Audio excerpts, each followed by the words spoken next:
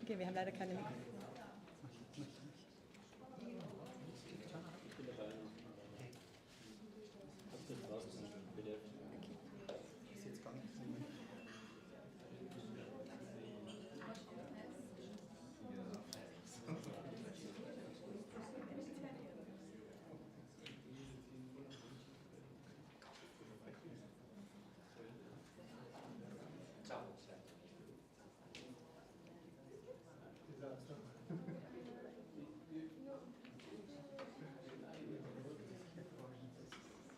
Genau, es passt sehr gut. Benjamin, kannst du die Tür zumachen eventuell? Okay. Ja, es passt, ich kann auch da hinten sitzen. Alles gut. Good morning, ladies and gentlemen. In the name of the project consortium AMETHyST, I welcome you to the first session of the AMETHyST Interregional Exchange Program here in Innsbruck. My name is Maren Meyer. I work for the Energy Agency in South Tyrol, and I have the honor to be your facilitator this morning. As you all know, hydrogen could play an important role in the European energy transition, in decarbonization in different sectors, such as the industry, mobility and transport, and the building sector. The EU and the member states have set ambitious goals to create a proper European green hydrogen economy. Nevertheless, local implementation projects are just in their initial stages. In addition to technical challenges, there are concerns about the economic viability of the technology, as well as the energy intensity for the provision of hydrogen. In this context, it is important to network local as well as regional project implementers and decision makers that play a key role in the creation of hydrogen value chains.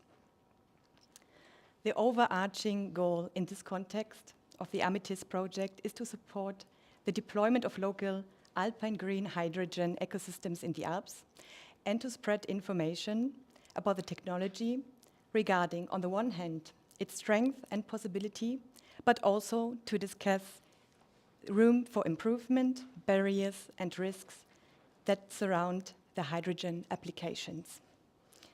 That being said, I'm very, very glad to kick off this first session today of the Interregional Exchange Program here in Innsbruck. You all may know that the Land Innsbruck can be defined in a local context, but also in the Alpine area as one of the forerunner regions here due to its manifold projects in the field of hydrogen that are already ongoing. And this is why I would like to welcome the speakers that will present good practices and practices that are currently being staged in the field of hydrogen. And we will discuss together with them this morning about the applications and also the different exchanges and challenges that they confront in the implementing field. And then in the second part, we welcome you to join us for a field trip to Völz, where we will visit the electrolyzer of the supermarket M-Preis. And before I start with the local context and the experts to be invited to present their projects, I ask Etienne Vienot to join me. Good morning, Etienne. He was one of the initiators of the AMETHyST project, and I kindly ask you to briefly present the project goals and the project partnership. For everybody here in the room, we are streaming this meeting today, so please, if you are having a question or if you need to talk, please always use the microphone, just raise your hand. Thank you. Thank you, Maren. Good morning to all. It's a pleasure to have you for this interregional exchange program. A few words on the project AMETHyST. AMETHyST is an Alpine space project that was born in EUSALP. EUSALP is a European strategy for the Alpine regions. In 2020, some Alpine regions were very involved in the field of hydrogen and wanted to cooperate between themselves. So there was many exchanges. EUSALP hydrogen focus group was set up with 10 regions quite active in the field of hydrogen, and we decided to set up and propose this AMETHyST project to deploy a local Alpine green hydrogen ecosystem. So just in few words, what we're going to do in this project is first provide knowledge, because we think that many local actors are willing to develop hydrogen, but there is a lack of information about what is the place of hydrogen in the local energy mix, what could be the application, what is the role of hydrogen in energy transition. So we focus on mountain territories, and we want also to develop a pilot project. So in six partners of the project, we really work closely to the local level to understand how local stakeholders can develop this Alpine ecosystem, some linked with mobility, some linked with the operation in ski resort, for example, to develop snow groomers for hydrogen, to develop mobility for passengers from valley to ski resorts, but also some stationary users, can be in a residential, in generator, etc. We want to explore and understand the way and the condition to deploy this hydrogen. And in the last part of the project, we want to establish some policy recommendation for local level and regional level to really reinforce the local framework and political framework to push and to develop this hydrogen ecosystem. So today it's a very big pleasure to have some information about what's happening in Tyrol. That is one of the most advanced region in the Alps. So you're a model for many of us. So we are very happy to hear of you. I think we will also have the possibility to discuss between partners and you. So do not hesitate to have this discussion in the bus during the coffee break to really understand how you developed your hydrogen valley and how we could be inspired by you. Thanks a lot, Etienne. That was the perfect way of setting the scene for this little exchange program that we have today. And now I would like to start with the different actors here in the field in Tyrol, and I ask kindly Michael Polzinger to join me now. He is the cluster manager of HyPA. You also brought a nice presentation for us. I will open it for you. Nice, but okay. Okay. Should work fine. Okay, hier einfach weiter. Das heißt, ja, alles klar. ja, passt. Okay. Kann ich noch stimmen? Passt. Thank you. Hello, does it work? Yeah. Hello, ladies and gentlemen. Today I will give you an overview of the hydrogen strategy Tyrol and guide you through the why, the how, and the who of the technology ramp-up and the focus of the Tyrolean hydrogen activities. Before we start, let me introduce myself. My name is Michael Polzinger. I'm part of the HyPA management. An initiative by the Federal Ministry of Climate Protection and the Federal Ministry of Labour and Economic Affairs, as well as the Land Tyrol. But more about the HyPA at the end of this presentation. So, why do we even have hydrogen strategies all over Europe? In December 2015, the international community agreed on the Paris Agreement. And with this agreement, European countries have committed themselves to reduce greenhouse gases emission by net zero by 2050. And as well as the use of at least 60% of green hydrogen in industry by 2035, written down in the Renewable Energy Directive, the RED 2, what's now on, but the upcoming RED 3 as well. So, for this, Austria has set itself very ambitious goals. Greenhouse gas reduction by 36% relative to 2005 by 2030, and as well as a climate neutrality of Austria by 2040, so 10 years earlier than the European Commission committed itself to. And at least and last but not least, 100% renewable power supply coming from domestic sources. However, the geographical as well as the emission-related conditions in this individual federal states are not the same in Austria, which makes it necessary to develop state-specific strategies, which brings us to the Tyrolean strategy for the use of hydrogen and in general green gases. So Tyrol relies on a combination of green hydrogen, synthetic methane and biomethane to supply renewable gases to achieve the goal of climate neutrality and additionally guarantee continuous energy supply for all the sectors where green gases are set up to use. For this, the focus is on domestic industry, energy storage, and especially seasonal transition and mobility, which is in Tyrol responsible for around 40% of greenhouse gas emissions due to the main transportation corridor and so on. However, the big drawback here, as in most other states, is that domestic renewable resources will not be sufficient for this from the current standpoint. So we all rely on a strong network and import and export relationships to other countries.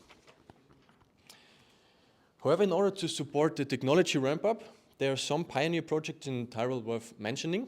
First of all, OMV participated in the HyPA project in order to research and further develop the suitable of hydrogen technology for everyday use in cars, so with a gas station. The project is part of the Green Corridor, the hydrogen highway from Copenhagen to Verona.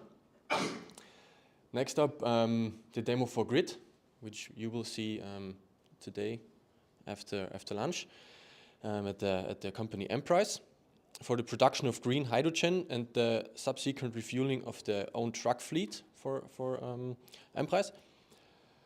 Then, which will Jakob from TIGAS will give you a deep dive. With its power-to-X plant in Tyrol lowlands, so in Kufstein, TIWAG brings the first sector coupling plant for the production of thermal energy, heat as well as cooling, the production of hydrogen, green hydrogen of course, and the refueling option for hydrogen and electric cars. Last but not least, INNIO sets a milestone for development of H2-ready gas engines with the planned hydrogen generator plant in Jenbach. I think Daniel will also give you a deeper insight in that. But in addition, there are a lot of things happening in Austria, not only in Tyrol, on the level of let's say political agreements to framework of the ramp up of the hydrogen technology. First, the Austrian Gas and Water Association, ÖVGW, what is standing here, works on technical frameworks and guidelines to speed up the whole certification process of hydrogen project in general. In September, the Austrian gas grid management presented and published the map called INGRID, which shows on on one hand the biomethane potential in Austria with what is the word for einspeisen in injection to the general gas grid, and on the other hand the H2 roadmap, which shows an expansion scenario for the gas infrastructure for the use of hydrogen in all Austria. As well, TÜV Austria is currently working on simplification and certification process for hydrogen plans for production, for hydrogen production, storage, and so on and so forth. In addition, the Climate and Energy Fund will focus on the topic of industry transformation in cooperation projects from 2024 onwards, and brings in more money to set up new projects and stuff like that. So, for this, as I said in the beginning, the federal ministries for climate protection and the federal ministries of Labor and Economic Affairs, as well as the Land Tyrol, started the Hydrogen Partnership Austria, which goal is to create a platform for hydrogen in Austria and build a bridge to other countries for a growing network and to support all export and import of course, green hydrogen, and as well as knowledge and information exchange. So in our core, we follow the national hydrogen strategy in all facets by bundling and strengthening Austria's hydrogen economies, as well as the unit research and also the politics by giving them feedback on what is the current needs of the hydrogen economy in Austria, creating visibility for hydrogen activities, contributing expertise, as well as exchanging the expertise with countries all around Austria, and focus in dialogue process with the focus on enabling policies. So to bring in needs and current Hindernisse. To just enabling on to focus on enabling policies. To achieve these goals, HyPA pursued the following activities. On the base, we are creating evidence for everyone who is setting up everything in the hydrogen economies. Then a dialogue process for framework conditions that enable a focus ramp up. So as well, space for discussions and events and stuff like that. Communication events in Austria and the countries all around Austria. And the service for economy and research by networking visibility for companies and events. Thank you. That was from my side.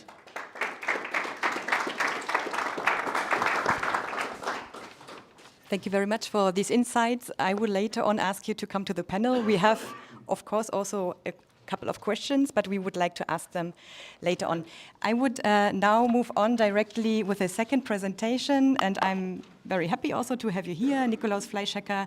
You are the CEO of the research company FEN Research, and your position basically is also to prepare various projects in the field of hydrogen and to accompany them. So you will give us a deeper insight, and you will dive into, as you said already, the projects that are ongoing in Tyrol. And I warmly welcome you.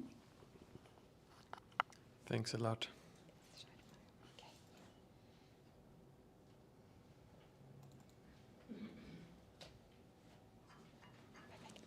Perfect. So as introduced, I will go into more details regarding some of the projects that were already shown by Michael. My name is Nikolaus Fleischhacker. I'm from the Green Energy Center Europe in Innsbruck, located near the Technical University.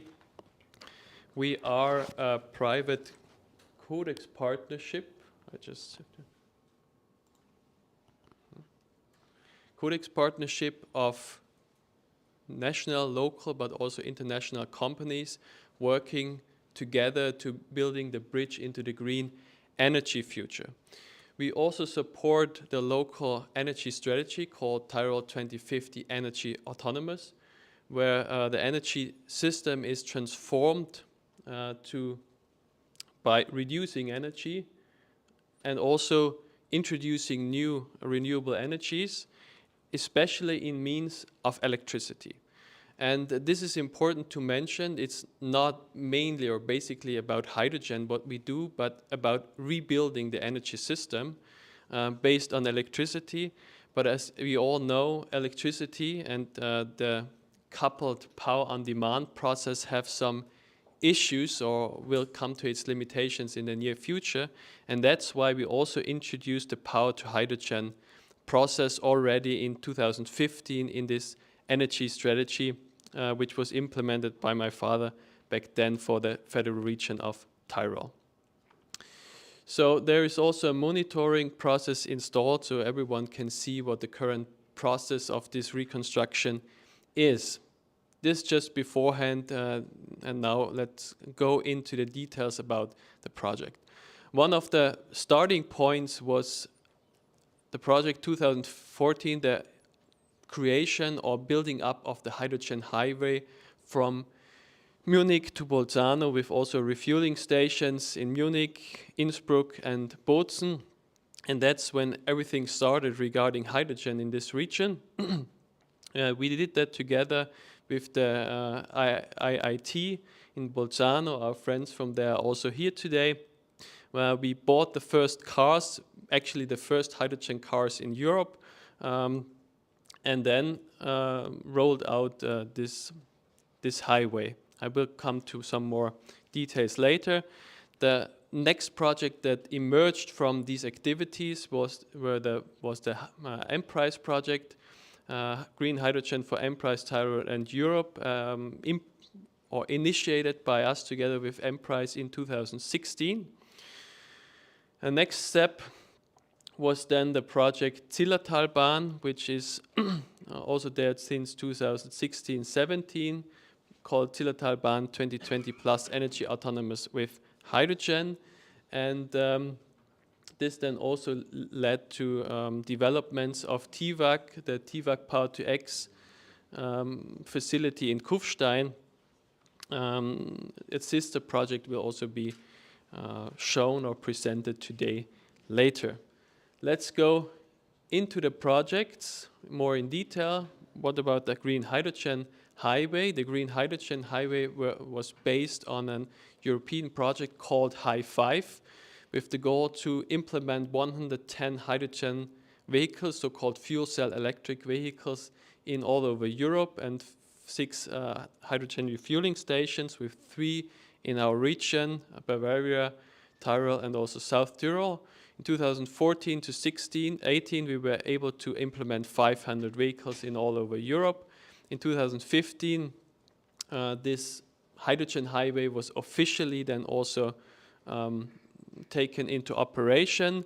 And as of 2016, we also tried to implement the so-called friendly user hydrogen family strategy in Austria, where we rolled out these hydrogen fuel cell electric cars until today. And in 2018, we also launched the latest hydrogen car from Hyundai, the Nexo, here in Austria.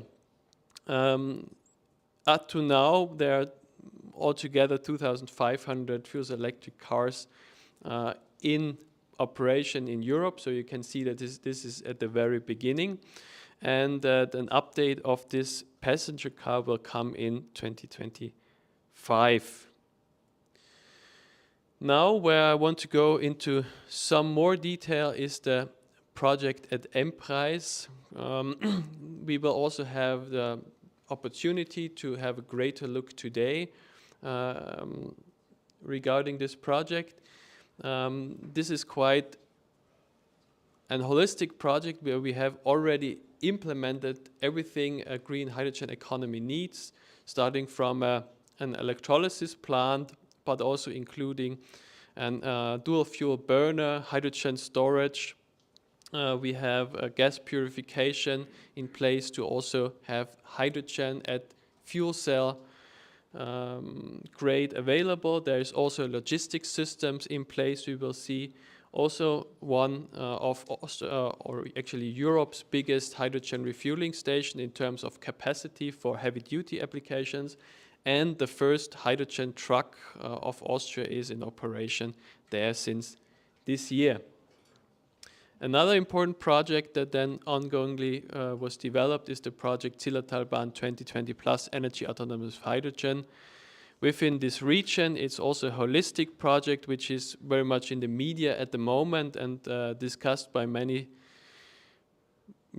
by everyone actually. But it's an interesting project, integrated also really from the resource to the demand, with electrolysis, storage of the hydrogen, distribution of the hydrogen, hydrogen train, but also the future to implement hydrogen snow groomers and also buses in this Alpine region. And to complete with, there is also a project developed since 2018 by TIVAC, Power-to-X Kufstein. This is a sister project of what Maria and Daniel will then show in the next presentation, just to say a really integrated project where all energy flows are used, and hydrogen is an important part of that. Some facts about the whole stage, the whole project. This brings me to the last slide. I want to present you the last project. If we look to Austria, so these projects we initiated here in Tyrol, then also these findings were implemented in different assessment projects all over Austria. For example, this power to gas for Austria, where we now investigate the possibilities to also use electrolysis in a broader range or with bigger capacities in order to use excess energies of the grid and then produce hydrogen that can be then either used directly within various applications, but then is also injected into the gas grid and later on also the hydrogen backbone. And this brings me to the end of my presentation. Thank you all for listening, and if you have any questions later on in the podium's discussion, I'll be available therefore. Thanks a lot.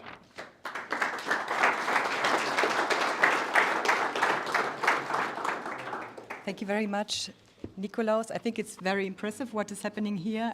You said the process of the project implementation started in 2015, so basically now we are in 2023. It's 8 years being passed, and there are already a couple of projects ongoing and others are in the implementation phase. We would like to talk about this later on also, why Tyrol has such a strategic key setting in Austria, but I would like to come this later on during the panel session. Last but not least, we already had a first idea now what is coming. We would like to talk about the P2X Jenbach project now, and I welcome Daniel Jakob from TINEXT to be with us, and also Maria Lechner from INNIO to present their implementation project. Just for general information, it's a project that is currently being implemented, and we are curious of what is going to happen in Jenbach within the next years.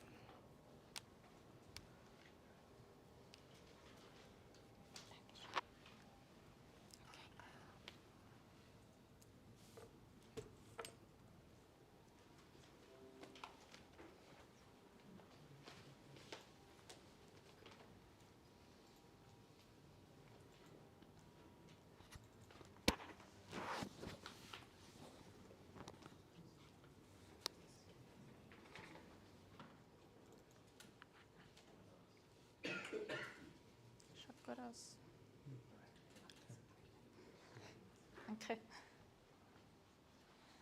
So, hello, I would like to welcome you to the presentation. This is a joint project of the company TINEXT, which Daniel will represent. TINEXT is part of the DIVAC group, a company, and INNIO Jenbach, so Jenbacher gas engines.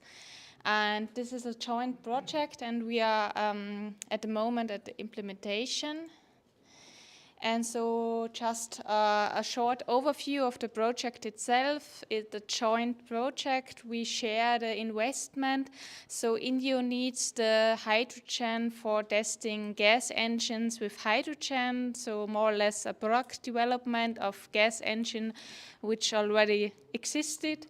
And so, for example, INNIO will make the investment for the electrolyzer, and DIVAC or TINEXT makes the investment for the compressor and the storage terminal, and also the site of the project itself. It's located at Jenbach and close to the Aachensee power plant, to the hydrogen power plant Aachensee, and it's also part of the TIVAC site. So just some short questions of INNIO. So INNIO Jenbach, we are company, a leading company at the energy solution industry. So we are make a production of gas engine. Our gas engine can be run with natural gas, biogas, and also hydrogen. At the moment, the hydrogen will be delivered to Jenbach with trucks from Germany. And so there's a need for a hydrogen supply, a green hydrogen supply at the site of Jenbach. And so that's the reason for the project. And as already mentioned, our gas engines can already be operated with hydrogen.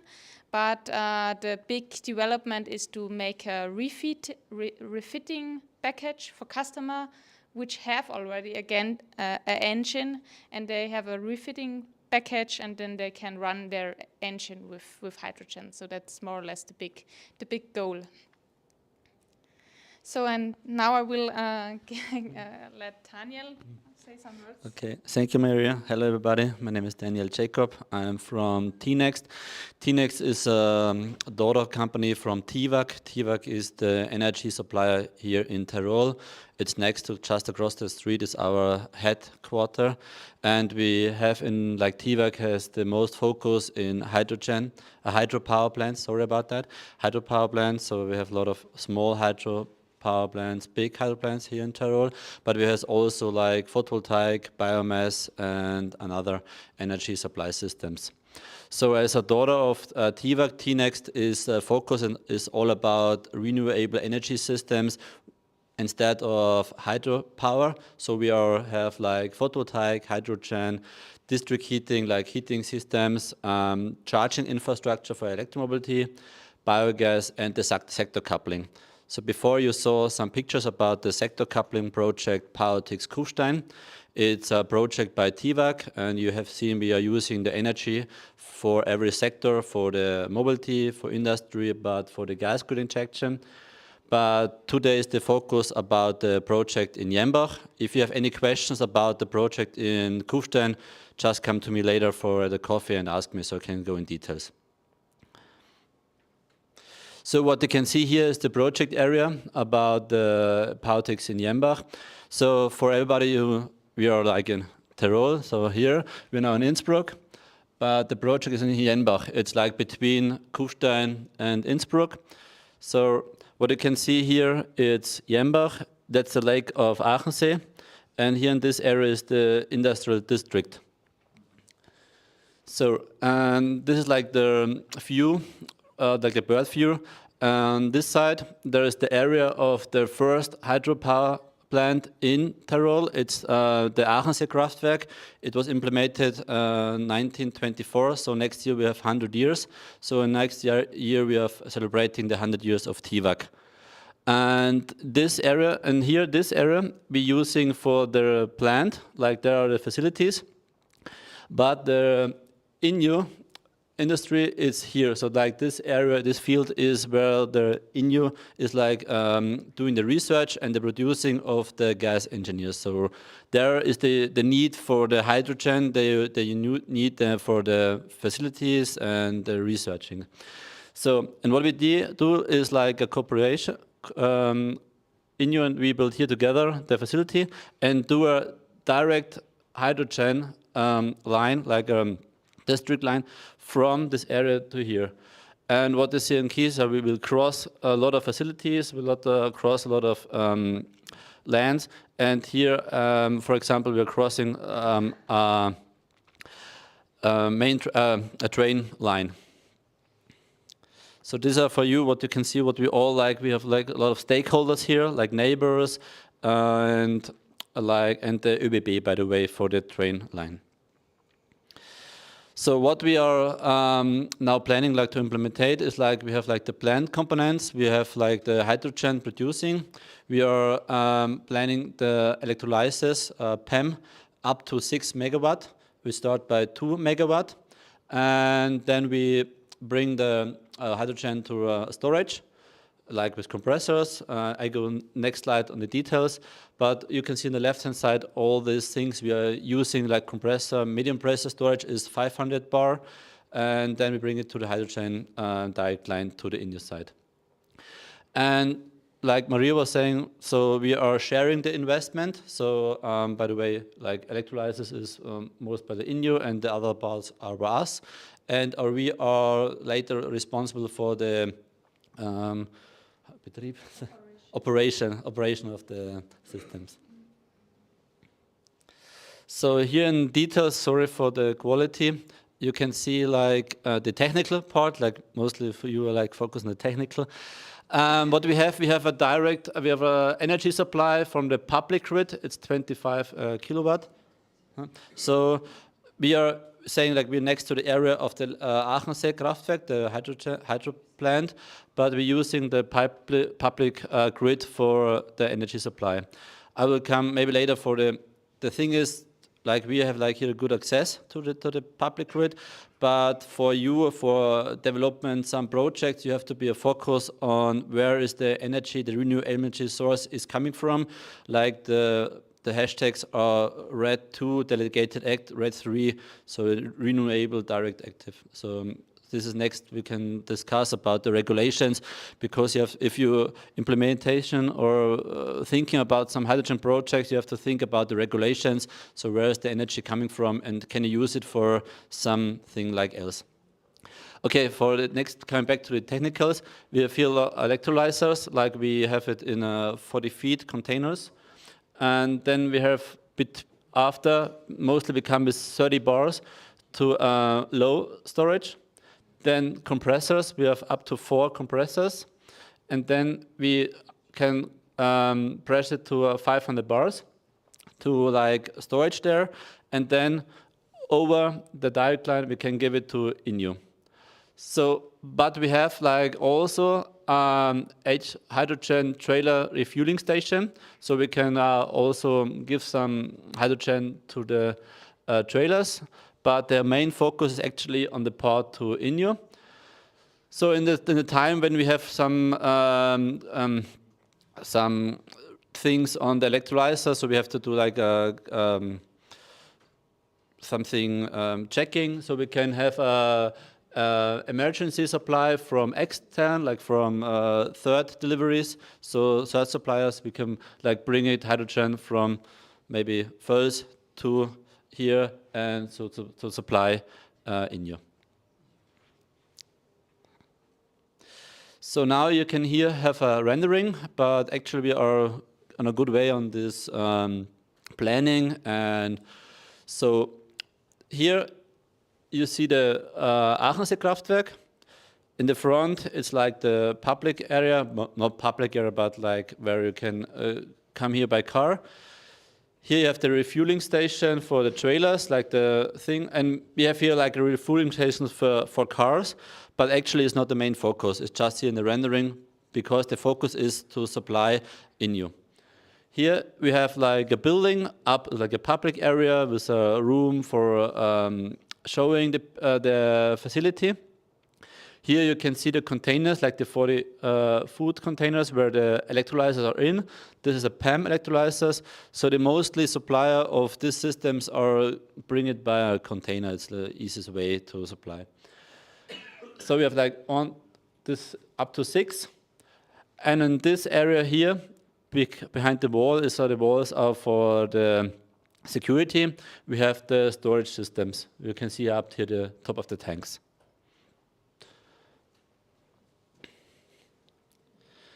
And now we'll come to the approval procedure. So because to planning and to get approval the plans, it's an own new site for the for the authorities. Yeah, so thanks for helping me. And here you can see what laws we have on the stakeholder side. It's in German, so I have here a little bit translation, like not guarantee for correctness. So we have the trade regulations, we have the water rights laws, we have the Tyrol building regulations, the Tyrol nature protection law, the gas management law, and the railroad law. So we have a lot of laws that we have to use to handle it with. And it's on some fields, on some laws, we are step on new field. So it's for everybody new step. So it takes time, but everybody is in a good willing. So we have a good authority here in Tyrol, and all the people are involved in that.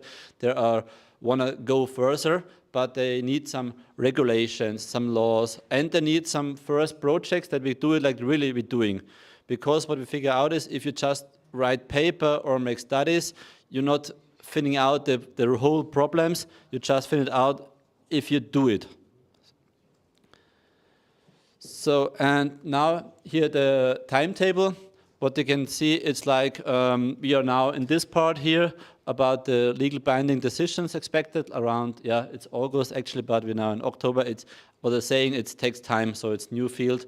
But we are on a focus, so we're still on the timetable for the operational readiness establishment on November 2024. So in, yeah, mostly a year and a month, if you come to Jenbach or to Innsbruck, we can go to Jenbach. Maybe. Okay, Maria. Okay, so in this way, thank you very much. If you have some questions for Maria and me, just catch us. Thanks.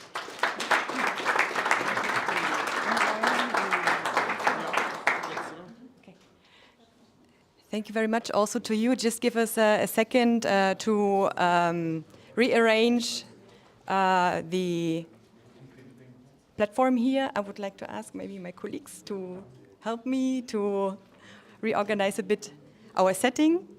And in the meanwhile, I would like to invite our speakers and experts to join me on the panel, together with Etienne, please, also the other expert that presented our AMETHyST project today.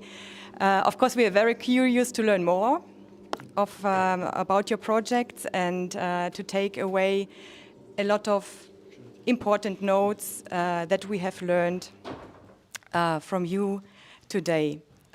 While I was listening also to the presentations, some questions came up, and I would like to start the question round, and later on, of course, I would like to give everybody here in the room the possibility to ask questions, because there are a lot of information were already given, but still there are a lot of curiosities from our side. Maria, if I can start with you. You said that you are also looking into, or that you are operating retrofitting activities.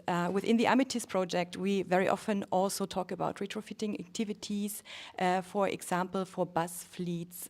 So I would like to know who are your customers, basically, and what are your experiences made within retrofitting projects?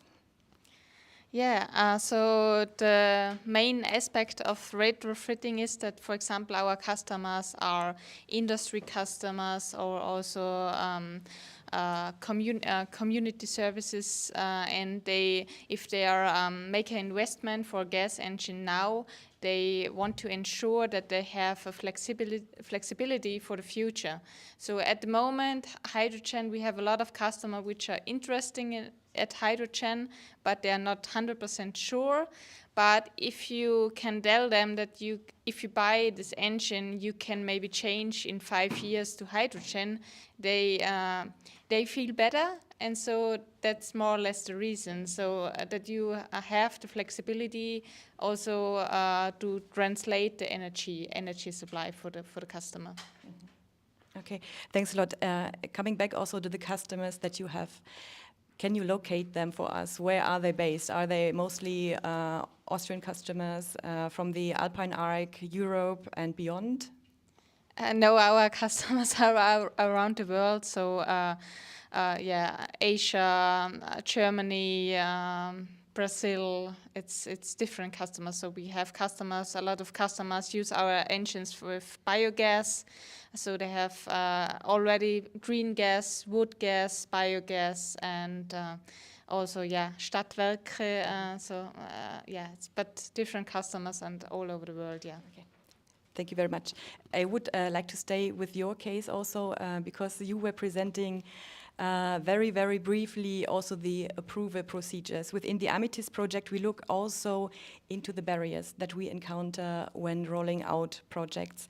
Can you give us some more insights also about the procedure that you were running through and the complexity of getting it right? Let's say, where do you met most difficulties, with which regulations, and how did you overcome them? Because you said it is all still a testing field, expertise is missing, and you learn together with the authorities step by step to approve these kind of projects and to go on with the procedures. Thank you. Thank you very much. A very good question about this. So I can start like from technical aspect, regulation aspect, and the money aspect. So how you can see, we have like a project Power to X Kufstein, the sector coupling project. We have there the mobility, the industry, and the gas grid injection. And on this side, we learn a lot about the technical things for like electrolysis, like the production of hydrogen by alkaline is 100 years old. So this technical is new. But the new technology, like the PEM, it's not like well developed like since the last 5 or 7 years. So they're like the scaling up now. So if you have not a guarantee of this technical works, but we are focused on this technical because it's more for by energy supplying. So we can like do like more supply by electricity in a time way, like on off. So this technical is more perfectly for the energy systems before. So this is the next reason we have to handle about where is the energy coming from and when is the energy coming. So this using the sector coupling system, we are using it about the new energy systems and about the volatile systems, like the photovoltaic, the wind, and the changing of the energy, what is like now produced meanwhile. So these all things we have handled. Then the regulation things about, for example, in Kufstein we have a hydrogen fueling station. There is no regulation in Austria meanwhile that you have like an automatic refueling station. So you need somebody to refuel your car. But for in the money way, if you would have an operational plant with less capex and opex costs, you need like this regulations that the people can fill in his car by his own. So these are all regulations, and furthermore we need, and then regulations of the European level. So we have to focus the last 3 years on the RED and the RED 2 delegated act as a renewable energy directive, or the RED 3. So if you have to always focus where is the source, like the electricity coming from, where you bring it, so that you have all the benefits. So if you're thinking about development some projects, think the technical things are well done now, but always the things with the regulations are also new, so have a focus on this. And now coming to Jenbach, we have there like the same technical thing like a PEM electrolysis, the storage, and the line. But there we have a regulation and some stakeholders. That is a new field as well. Like, for example, stakeholder, the train, like the ÖBB. There's a new field for ÖBB that we go under a line of a train. So these are, if you start a project in hydrogen, you will step on a new field and think about that. And ask, what can I give you? Okay. Thanks for these insights. And ask.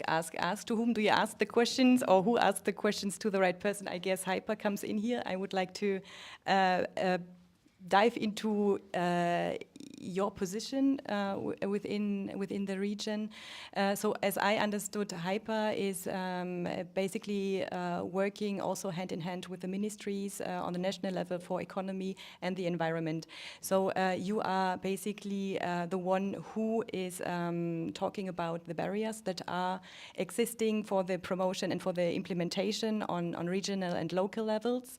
And then you meet the ministries basically to discuss how these barriers can be overcome. Is this correct? Yes. Okay. And what is the output so far? How long does it take to have reviewing processes going on? How fast, how quick is it in order to have reviewing processes of laws that are prohibiting, for example, also the rollout of hydrogen? Oh, that's a very hard question to answer, actually. I think there's a lot of things happening right now. as well as all the great project we've heard about.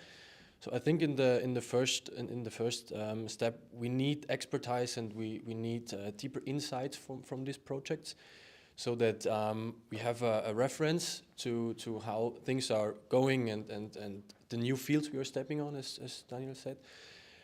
So in the first step, we need the expertise from ongoing projects, from startup projects, and then we have a base for the federal ministries to say, okay, this law fits here, this law fits there, and this is how we can make the process easier for companies and for even regions to set up their hydrogen production plans. So about how long it takes, yeah, pretty hard question to answer, because it's a process and it goes step by step. And if we get very good insights, it will get faster. It will have faster results from the political basis. And yeah, if we have some barriers we have to overcome, it takes longer. Yeah. Mm-hmm. Okay, thank you very much. I think it's also difficult to answer this question due to the fact that you're still rolling out projects, and you will always have new barriers, basically, and regulations that have to be reviewed and that have to be streamlined in order also to better be in line with the needs of implementation projects for hydrogen. Thank you very much. In this context, I would also like to go back to a question that I came up with while I was listening also to your presentation. You said it is going to be difficult to roll out all the hydrogen projects, of course, because you have also very big projects in Tyrol, and there's the question mark of the renewable energy resources that will have to be also rolled out at the same time. And this is a general question I would like to ask to the panel, because we have different actors with a lot of expertise in this field. How do you integrate the needs of your hydrogen projects into the energy planning on regional levels? On the one hand, do you check them? Do you monitor them? How does this project work? On the one hand, maybe TIVAC, TINEXT could answer this question, but also you, maybe you also have a lot of expertise in this field. Thank you. Yeah, what to say, like the thing is about the green hydrogen, or by the way, the renewable green hydrogen, we need like renewable energy systems, and TIVAC is like planning a lot of in this way. So we are planning new hydro power plants, and we are refitting hydropower plants, but we also have a focus on the photovoltaic systems. Wind is not so in the focus actually, but more for photovoltaic. And so we are and the energy system is not a Tyrol system; it's a Europe system. So Tyrol is connected to Austria. Austria is connected to Europe, by the way, and the electricity goes from one side to another side. So this is like the whole systems, and yeah. So we need a lot of more renewable to like change the system. Nikolaus, can I also ask you to give your impression? Well, one important fact there is that we, as you stated out, we are changing the system to renewable energies, and that means that they are fluctuating. So we have energy when the sun shines, when the wind blows, when the water is there. We have a lot of energy, especially in summer times. We have problems in winter. We have the possibility to cope with that there is more wind in winter times, there is more sun in summer times, but there is the issue that the grid is not following what is on the production side.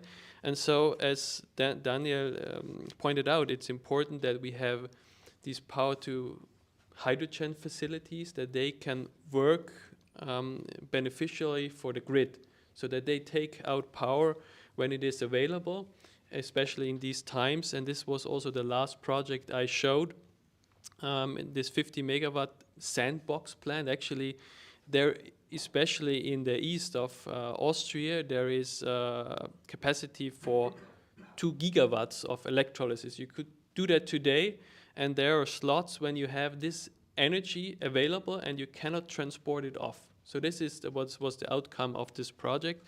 So we have a lot of energy available already that cannot be used, and that's why hydrogen is also introduced to make use of this energy and couple the different sectors that Daniel pointed out. And regarding the question, will we have the energy? This was also discussed yesterday in the Hydrogen Association Viva. Everything points to yes, we will have it. So if you see on the photovoltaics or look at the photovoltaics market, what the dynamics there are, how the prices drop. So the prices for solar panels dropped 30% this year. There's a massive overproduction, and all this now waits. We have in Rotterdam, we have the yearly capacity that is newly built for photovoltaics is in stock in Rotterdam at the moment. So these dynamics are so high now that these new power plants, we will have a lot of energy, but actually not at a time that we need it. And this is why hydrogen is so important for the future. Not now, not in this text now, but for the future, it's really important to get this going. Thank you for the statement. Also, yesterday we also had an internal workshop of the AMETHyST project partners, and basically one of the information that came up was that there is a surplus of hydrogen in Tyrol at the moment. Is this correct? And how do you basically manage this surplus in the region? Do you look for export opportunities? Also, do you work together with other regions within Austria? And then also, especially regarding other regions that are working tightly with in hydrogen, such as in Switzerland, there are quite some cantons that are also rolling out efficiently projects. And I would like to know what is happening in this field here. Thank you. I wouldn't say we have a surplus. When we started in 2014, we didn't have any green hydrogen. 2016 was the first step towards making a first green hydrogen plant within the Demo for Grid project. This is now operational after heavy delays. So this was delayed by years. It's now, the project ended now, the electrolyzer is there. Still some issues are with this project in terms of grid grid balancing services. And now we have one electrolyzer.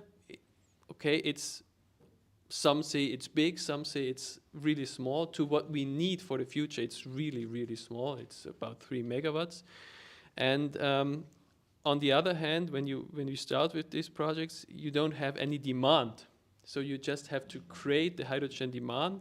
Within this Emprise case, we did it hand by hand. In 2017-18, we were looking for getting hydrogen trucks. We called all over Europe. No one wanted to build a truck, and then this journey began. Today, we have one truck.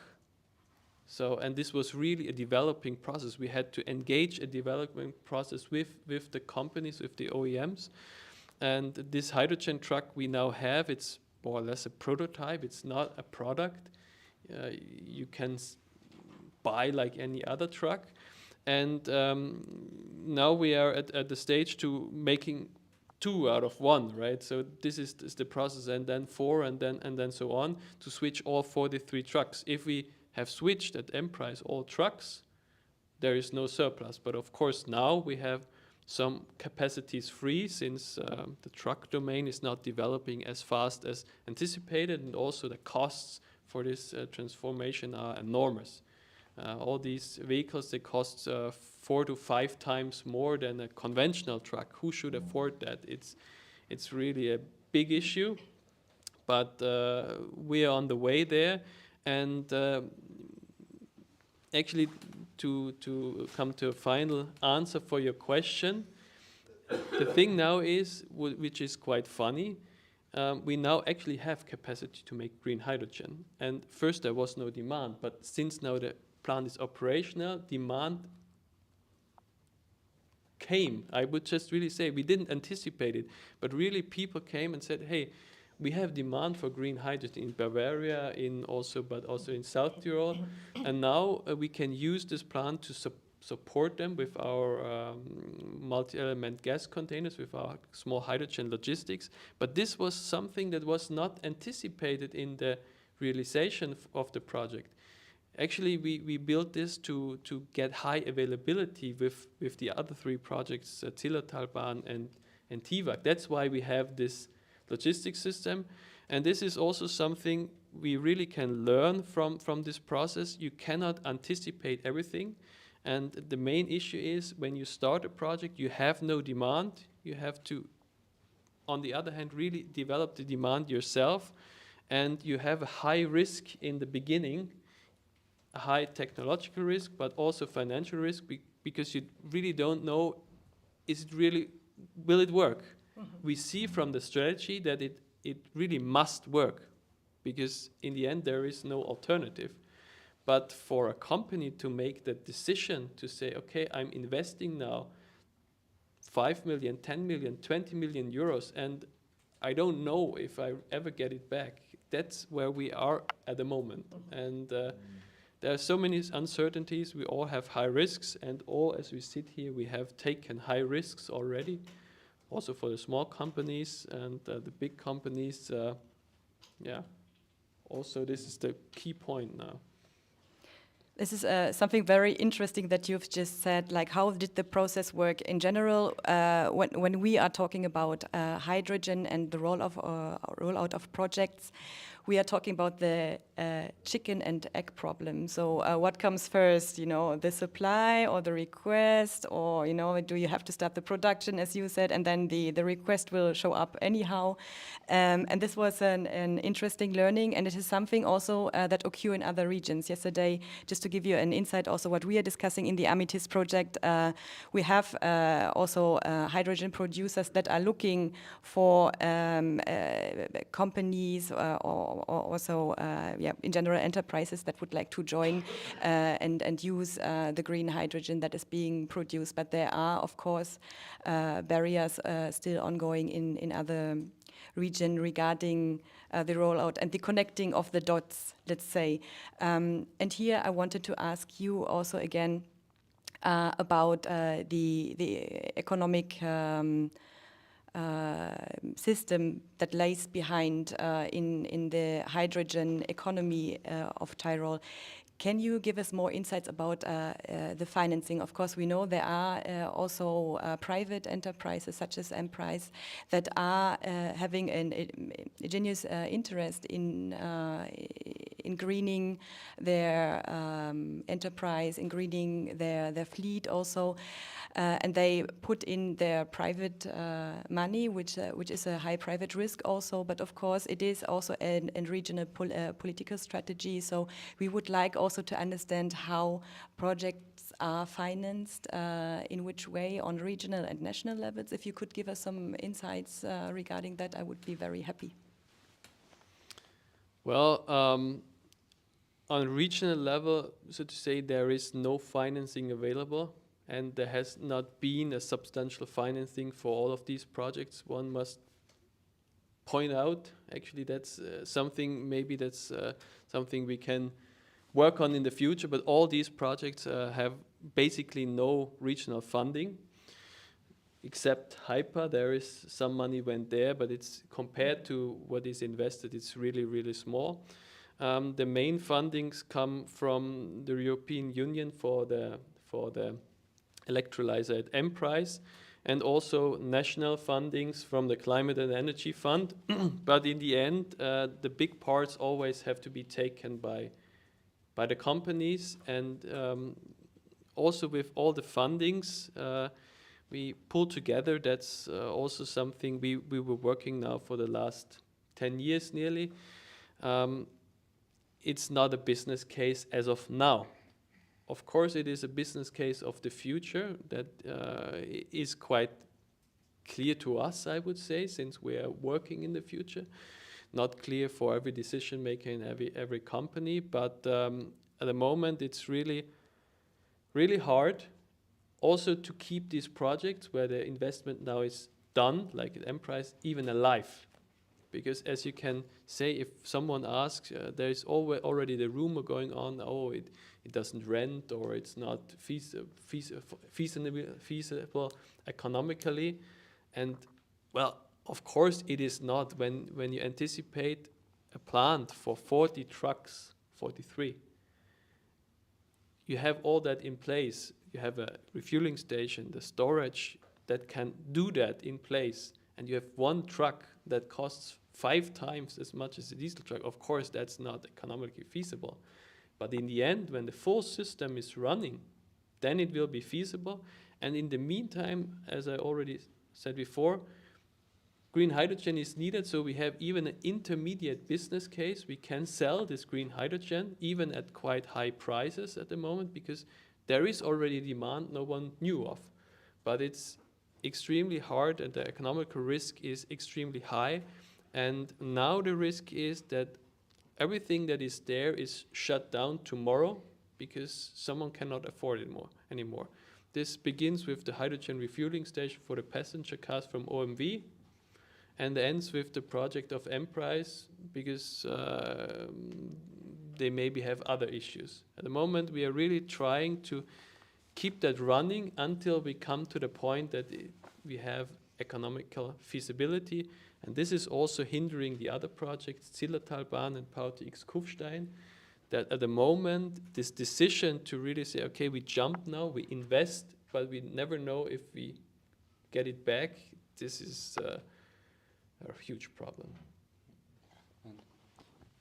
By the way, for the financial system, for your business case, so I always say about the regulation things more. So if you see like PTX Kufstein, we started in this project with 2018, and the first thing we want to do a direct line from the plant who produced the electricity to the hydrogen power plant. But now the regulation of the EU, the RED II Delegated Act, says for the mobility, if you use like existing renewable plant, like electricity plant, and after some times, it's not a green hydrogen. So if you have to, in a business case, like these sources for electricity, but after 3 years, the regulations changing everything, your business case is totally changed. So this is always what I can give you, is like have a focus on the regulations and what changes or something what not really finalized, fixed it, what's happening on your business cases. So that's what I can give you on the finance aspect. And by the way, the hydrogen producing is the most source what you need is electricity. So that's, and what this Nikolaus was saying, like to build a facility, it's like putting one-time money, but you have to run it. And if you run it and you not make money, or your money, like you get deeper and deeper and deeper, so you have to focus on this. Maria, would you also like to say something about the business case? Yeah, so about the business case, maybe I can say some questions, or some not questions, statement. Yeah, we are industry, and so the operational costs with hydrogen are much higher than actually with natural gas. So there's a financial risk, and every year we are using hydrogen instead of natural gas. It's a minus for the company, but and then on the other side, for the investment itself, it was a very huge challenge for the project team and myself as the project leader to get the investment through the management decision, because the manager read at the newspaper, okay, hydrogen price should be 1 or 2 euros per kilogram at the future, and we made the whole business case and come to a different price. And so that was a lot of work to confront with the real investment and the real prices, instead of the, okay, what's in the media, and some manager read in the morning at the newspaper, and maybe they're not have this deep insight of the investment itself.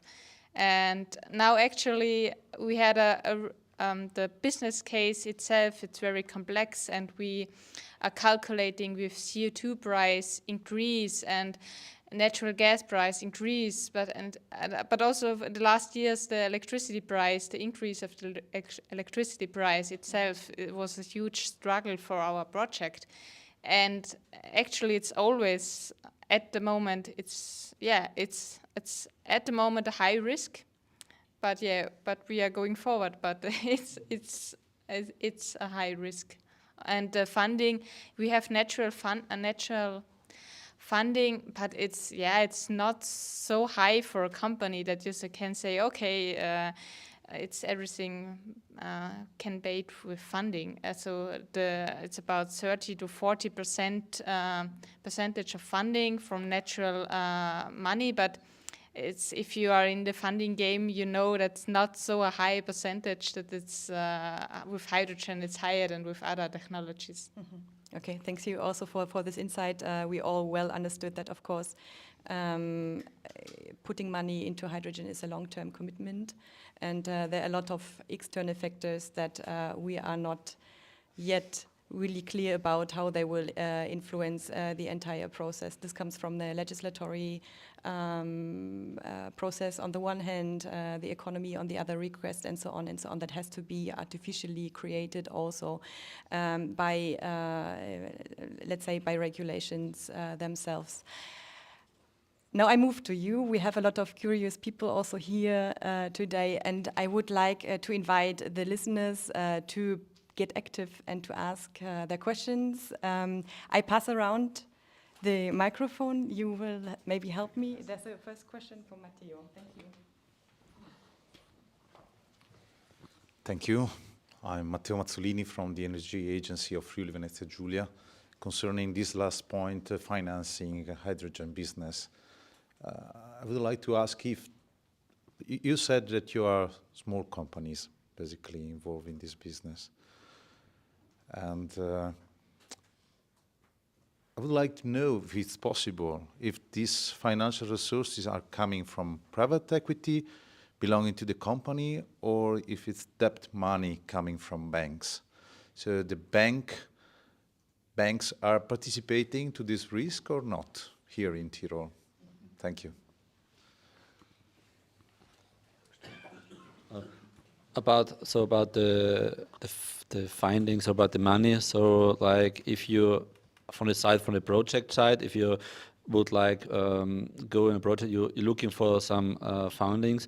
So we get some funding for some hours, some funding for the invest. But so you need also money from another side. But it's more about Nikolaus, your question about the small companies. So TIVAC is a bigger company, so we have like something behind, but it's more about the business case and something about that. So but more about the small companies. To give the questions to you, Nikolaus. So, for example, we have founded a small company called Juve, Jules Verne Automotion GmbH, where we now want to purchase 6 hydrogen electric trucks. At the moment we have one. This one we rent to Emprise.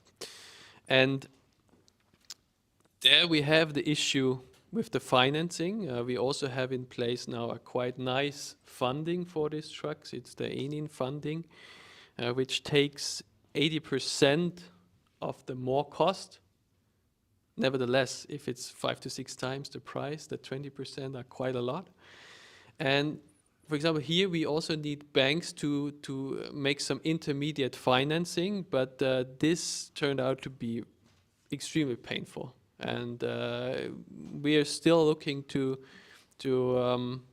solve this issue. So actually, the bank sector is, if you say you want to purchase a hydrogen truck with all the technological risks involved, at the moment you don't find anyone to do that or to finance that. And this is just an example for an actual problem we are dealing with right now. And we are now searching also for other possibilities to circumvent this issue, for example.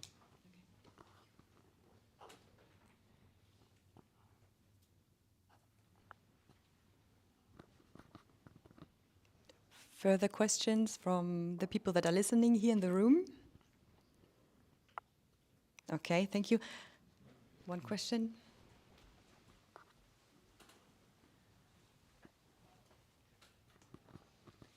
Hello, good morning. Also a short question from, to the AMETHyST project. You have defined a few megawatt of electrolyzers with PEM, I understood. Did you have already the sourcing, and how do you use the excess power? So are you running in a constant way, or are you, let's say, how many hours a year you are planning to run the electrolyzer? So the electrolyzer and the compressor as long lead items are already ordered, and they are will deliver 2024, the first half of next year. And the operational hours are about 5,000 hours per year, but it's a flexible operation. So the electricity for the electrolyzer is coming from the grid. And so we want to run the electrolyzer whenever the grid is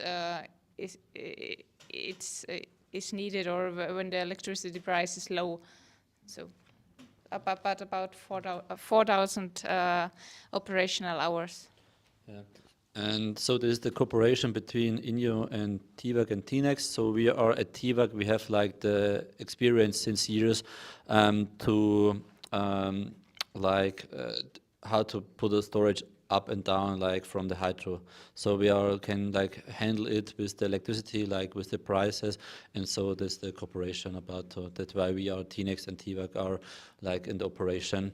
And so and this is like a thing what you have to do about the pricing of later of the operation of a plant, when you will make the hydrogen and when you have to deliver it, like the customer side. And the thing is on INNIO, like on the Jenbach project, we have one customer, and this customer really know when he needs the hydrogen. If you have a hydrogen fueling station with cars, trucks, and something else, there is like quite harder to know when they are coming, when they need the things, and with industrial things.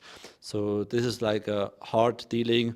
What you have when you're thinking about do it with trucks and cars, the things, or buses, by the way. So the amount and when it's need and how can you handle it. That's what I can give you. Thank you. More questions? Etienne. Yeah, thank you.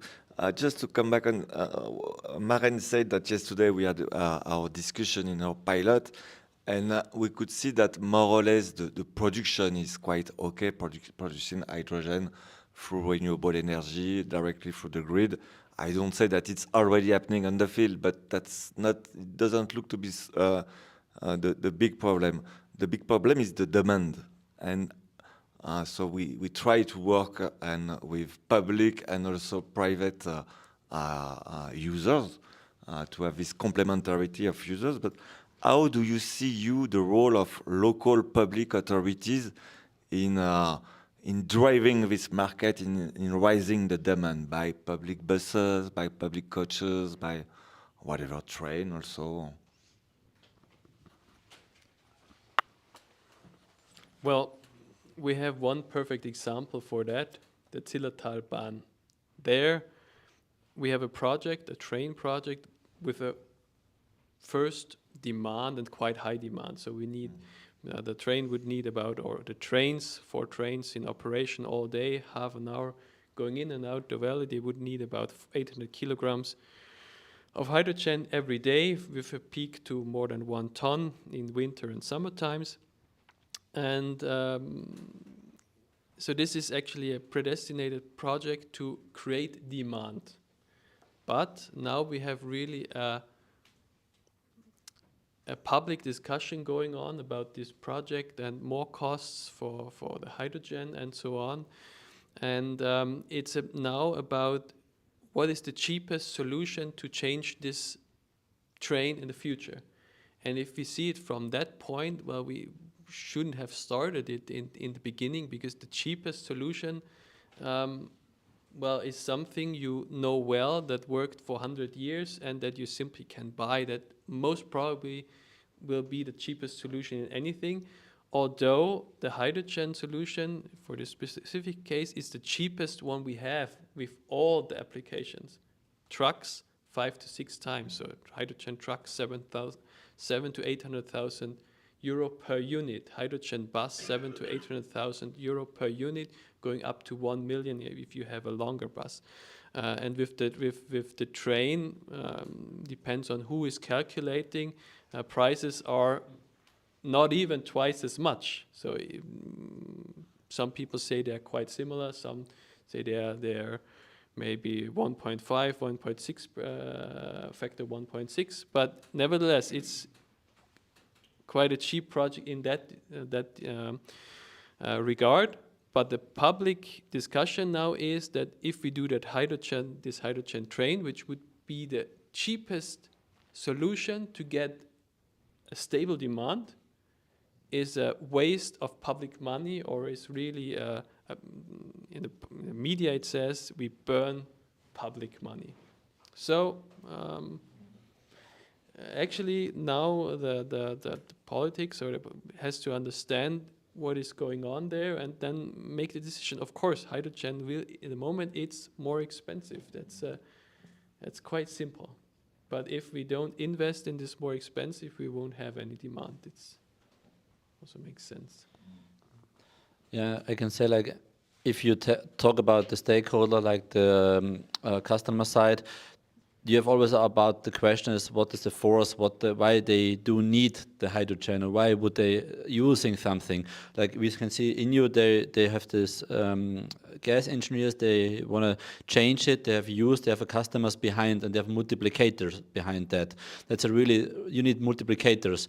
And if you are talking about the public transport systems, like go back to mobility, there is actually not the force that you go on a scaling up on a multiplicator, because there is not regulation at the moment. They're forcing, they have to change the public transport. That's a Clean Vehicle Directive, we know it. But if you go deep in the Clean Vehicle Directive, you will see it's just for buses and public transport. It's just for buses. There are people sitting and standing. But if you have a overland public system, the Clean Vehicle is actually not supplies these things. And if you talk about this, you think about, oh, public is cool, we have the Clean Vehicle Directive, so they have to change the buses of another system, but they don't have to change all buses, and then you have to think about which bus is actually the best thing we can change it. So this the same on the car and the truck discussions. This is the mobility system. But if you have the industry behind, there are the multiplicators. So what we can see now, actually now with the emission certification things, the industry is going more and more, and after the chain now, the EU is saying their companies have to figure more of the chain before. So these are mostly multiplicators in the public transport systems, in the private transport systems. It's actually like the pricing like higher than using, and that's the reason. So, and if you think about some projects, always think about who is forcing, who needs the thing. Exactly, and now we are back with the chicken and the egg question we were before. And as a moderator, exactly, I also have to be the timekeeper. I will accept one more question from you, and afterwards I would kindly invite you to move the questions to the coffee break. Okay, everybody is prepared. One more. Yes. Yeah, because with respect to the last statement you made, I have the feeling that there should be an obligation from governments to move towards this direction. Otherwise, it will be a very slow process. Do you agree with this? I agree with this, because we have like small projects now. These are small things. We have like 1 megawatt things. I was saying about scaling up. So, but if you make it big, you just have like follow the money a little bit. You know, somebody has to pay for it, and that's if you're going big. And the small things are demo projects. We are saying here this is just demo projects. By the way, in Kufstein, if you build the 5 megawatt, we can fill up 50 trucks per day. That's nothing in this 10T corridor. So you have to build up and more. And then if somebody if the system has to going on the fly, somebody has to pay it and the money. And if you like have a view on the money price for electricity and the fuel and which fuels you can use, it's not the same. So we need the regulations or the laws that it's coming to on this way if we want to. That's all the questions. If you want to change the system, we want to have a green economy. Yeah, that's if you're going big, it's a money thing. Maybe the last project I showed you, Power to Gas for Austria. This is a sandbox project to really make, and this depends on a law that is not in this extent there now. The idea or the focus is really to make electrolysis a grid component, and therefore it's also also its implementation and maintenance is then covered by the grid fees, and it is then available to the market, to anyone to really book it and say, okay, I need electrolyzer capacity tomorrow at 10 until 2 o'clock, and I operate, and I then get this hydrogen coming out of it. And this is something where we at the moment see this project is already 2 years in the past now, and this regulation is not moving forward. But it is extremely important that this is coming, because we have here a potential for 2 gigawatt electrolysis, and also other projects in Eastern Austria, like the hydrogen collector, that depend on this change of law. But as we here in Austria, the new or votings are next year, so at the moment not a lot is happening. And one thing more, like we can see at the European level, there are laws are coming now. So we're saying the RED II Delegated Act, the RED III, the alternative fuel infrastructure, the clean vehicle, they are now like fixed or like published. But now we need the time, or needs time to go in like national law, and it needs time that it comes to the customers or to the suppliers. So actually, I think the European is now in a good way to make this ecosystem on the hydrogen coming more and more, and the national things by founding, but it needs time and that we see it, but it's not actually now. We can say, okay, it's for the big things. For demonstrations, we have to do it, definitely. What I'm saying, we have to do these things that we need. Where are the things we have to know and to think about it? Okay, thanks a lot. So it's still in the future to roll it out. Exactly. This is still the future of rolling out, and I would also talk about the very short future, what is happening in our AMETHyST project and what have we learned today. Etienne, maybe since we have only 2 more minutes, can you give me the 3 most important insights, or the insights that you have really learned that are your takeaway lessons for today before we close this session? Thank you. Thank you, Maren, and thank you to all. Maybe the first one is the first insight is that we have to experiment, we have to test, and in this first testing phase, they are quite risky in terms of investment, and we need to find some partners that take this risk. And I think that's quite impressive that how some of your companies could really be involved. The second one is to open the application to open the hydrogen to many applications. You said services to the grid, it's important. For industrial purpose, it's important. For mobility, it's important. And it's by mixing all these users that maybe we try to reach the good capacity to lower the price of hydrogen and to make this value chain, let's say, starting and being going far from the experimentation and to the, let's say, daily users. Okay, it's going to take time. And the third one, we all need to work together, I think, and really to find the complementarity between public and private users. I think that's quite important if we want to reach the maturity of this of the hydrogen. Thanks a lot, Etienne. I think we will also have some reflection within the AMETHyST project of, about what we've heard today. I would especially thank you, experts, that you were here on this panel, also to discuss issues maybe that are not so comfortable sometimes to talk about, but to be very honest also about the situation.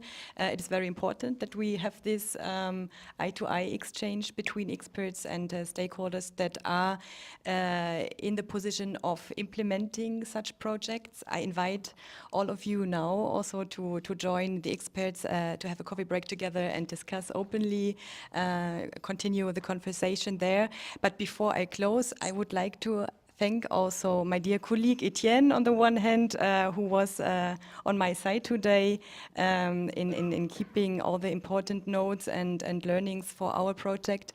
I would also like to thank the Standort Agentur Tirol that have accompanied us in organizing this event. Thank you very much. And I would like to ask our project partners from Bavaria also in moving these meetings and events also online. So thank you very much for this expertise that you always provide us.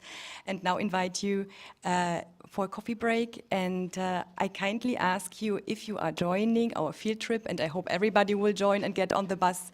Please be on time. We will start at 11. So if you can be there at 10:55, that would be great, so that we can start on time, and we'll be back at about 1:15, 1:30 in the city center of Innsbruck to have a joint lunch. Thank you very much.